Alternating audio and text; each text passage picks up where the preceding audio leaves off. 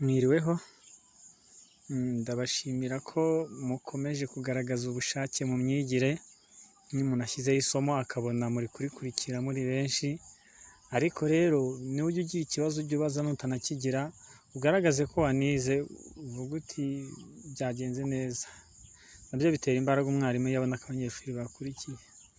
Rero uno munsi tugiye kwiga kuva ku ngingo ya 8 kugeza ku ngingo ya 11, ni isomo rya 7 tugezeho, kikaba igice cya kabiri, uburyo bwo kugenda mu muhanda. Umuhanda ntabwo bawugendamo uko bishakiye, hari uburyo abantu bagomba kuwugendamo. Reka turebe umutwe wa mbere uvuga amategeko rusange, kurinda inzira nyabagendwa n'abayigendamo. Ni gute warinda inzira nyabagendwa ndetse ukarinda n'abayigendamo?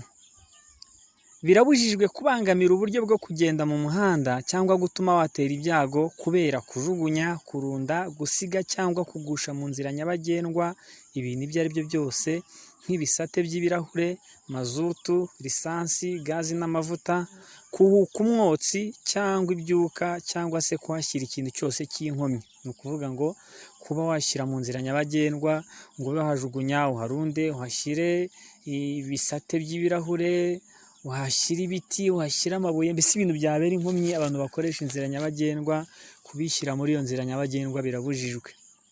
Ikindi batubwira ahangaha ngo kuhuka ibyotsi nabyo birabujijwe, kuhashyira amazutu, lisansi, amavuta, kubimena mu nzira nyabagendwa birabujijwe.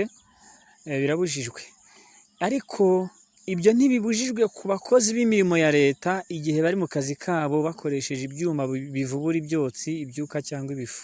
Ngo abakozi bakora imirimo ya leta babaye bayikora bavubura ibyotsi, bakoresha ibinyabiziga nyine bivubura ibyotsi, buka ibifu mu nzira nyabagendwa, bo ngo ntibabibujijwe igihe bakora nyine imirimo ya leta. Ngo ni kimwe no kubikorera ubwabo bakoresheje nk'ibyo, kandi imirimo bakora ikaba ari iya leta, cyangwa se bakaba bayikora bafite uruhushya bahawe na perefe. N'abikorera ku giti cyabo rero bakora imirimo ya leta, cyangwa se iyo bakora yose bafite uruhushya bahawe na perefe, ntibabujijwe kuba bakuka ibyotsi mu nzira nyabagendwa cyangwa se ibyo bifu.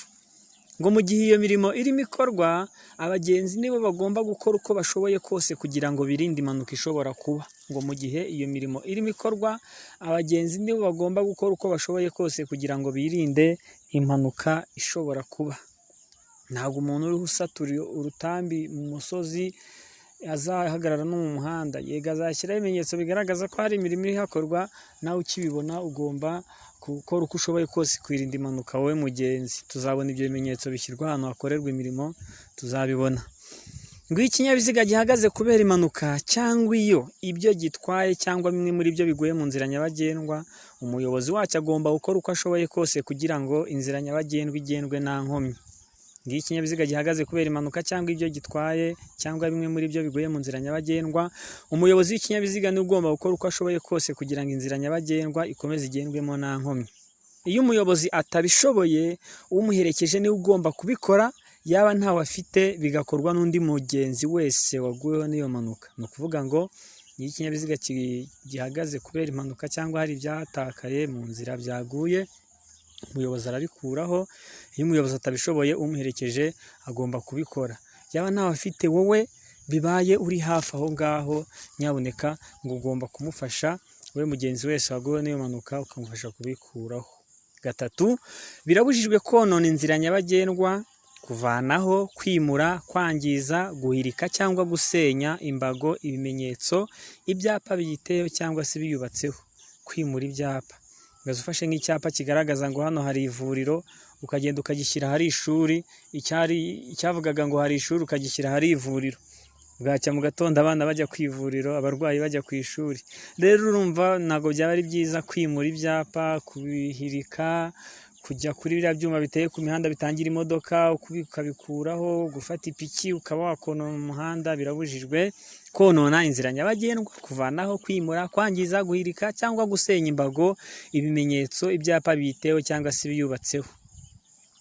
Tugakomeza n'ingingo ya 9, umuyobozi agomba gukora uko ashoboye kugira ngo yirinde kwangiza umuhanda, akora ibintu 3.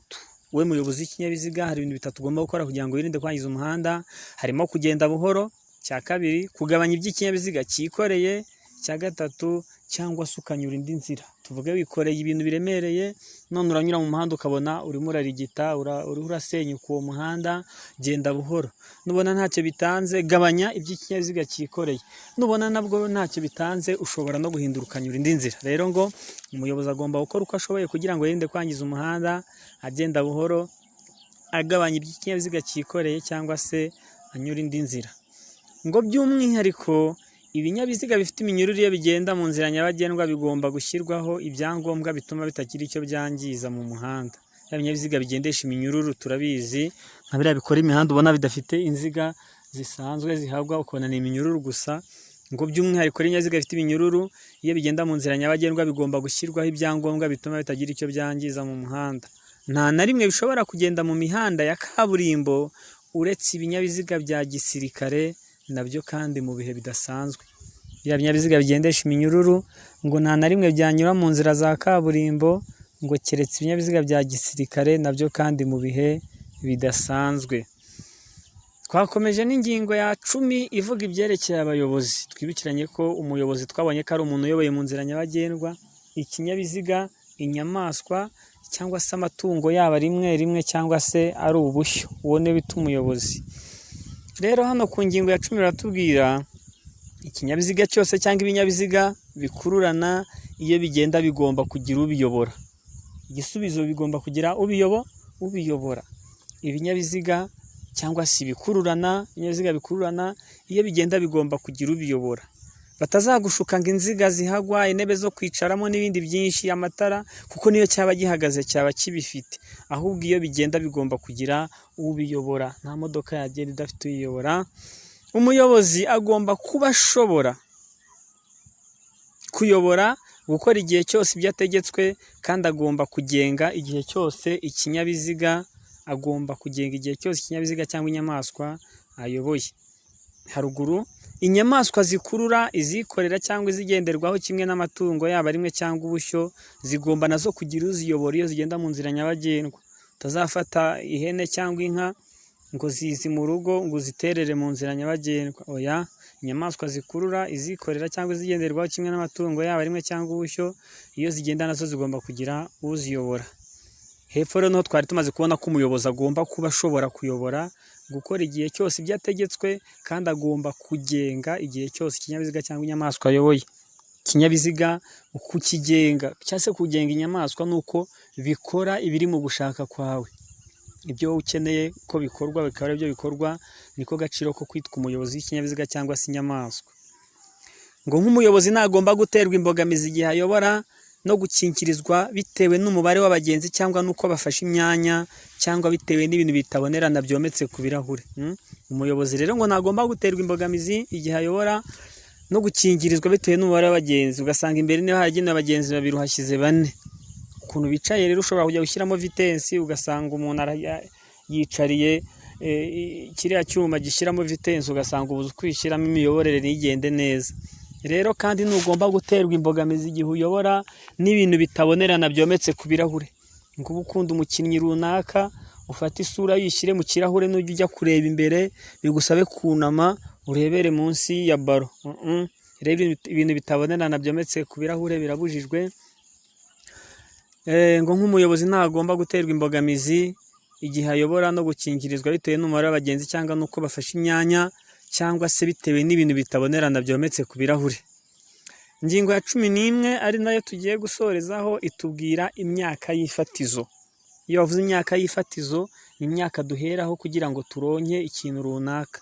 Mu Rwanda tuzi ko kugira ngo umuntu afate irangamuntu agomba kuba afite imyaka 16. Iyo ni ifatizo kugira ngo ufate irangamuntu nyine.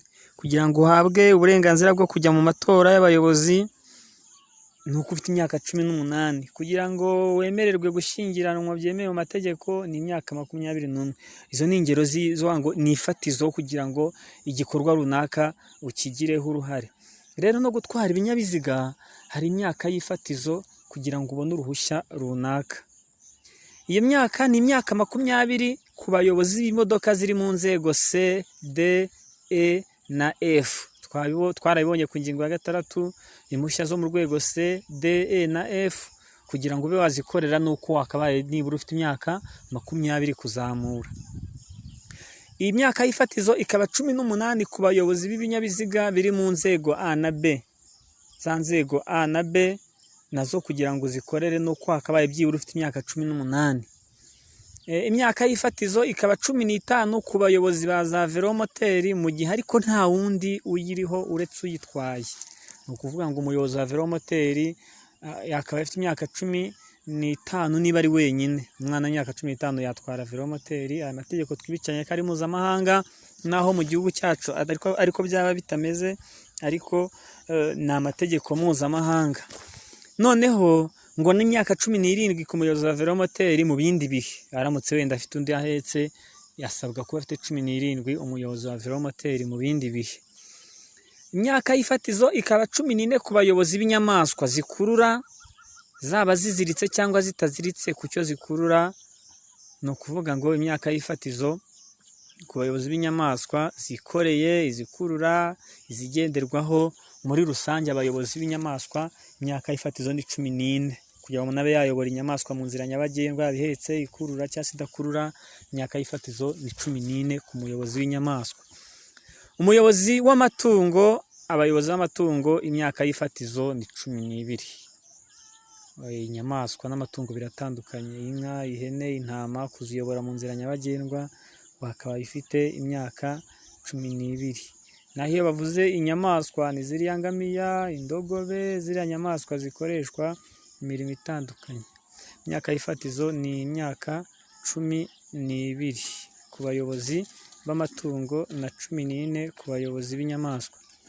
Hano ku ngingo ya 11 baratubwira ngo 11 hasoza ku nyamaswa hari BIS, usibye igihe hatanzwe amabwiriza yihariye yo kwimuka, inyamaswa zigomba